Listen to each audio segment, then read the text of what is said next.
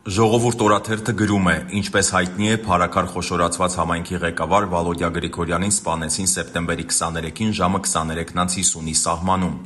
Ինչ էր անում նա այդ ժամին նոր կառուցվող առանձնատանը։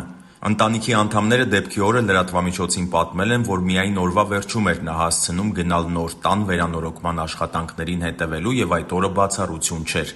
Սակայն համայնքում տարածված լուրերի համաձայն Վալոդյա Գրիգորյանը սպասել է ժամը 12-ին, որպեսզի գնա եղբոր՝ Պայքար Գրիգորյանի ծնունդը շնորհավորելու։ Բայց հնչել են դավադիր կրակոցները ու նա չի հասցրել գնալ տնային կալանքի տակ գտնվող եղբոր մոտ։ Հիշեցնենք, այս տարվա փետրվարի 5-ին Մերձավանում հնչած կրակոցներից սպանված Գրիգոր Օհանյանը ՔՊԱ-կան Մհեր Ախտոյանի հորաքրոջ որդին սպանվել էր հենց իր ծննդյան օրը։ Եվ հիմա համայնքում խոսում են, թե մարդասպանը Վալոդյա Գրիգորյանին սպանելու համար պատահական օր չի ընտրել, այլ հարազատ եղբոր ծննդյան գիշերը։ Սա անձնական վրեժխնդրություն է, թե պատահականություն։ Նշենք, Վալոդյա Գրիգորյանի եղբայրը սպանված Գրիգոր Օհանյանի սպանության գործով մեղադրյալներից է և գտնվում է տնային կալանքի տակ։ Կրակոցներից վիրավորում ստացած Արծրուն Գալստյանի եղբոր տղաները Արթուր Գալստյանը, Մարսպետ Գալստյանն ու Սևակ Գալստյանը ևս 7 ամիս առաջ Մերձավանում հնչած կրակոցների գործով մեղադրյալի աթոռին են։ Համայնքում լուրեր են պտտվում, որ Գրիգորյանի և ոստիկանի սպանության գործով արդեն իրավապահների տեսադաշտում կասկածյալ կա։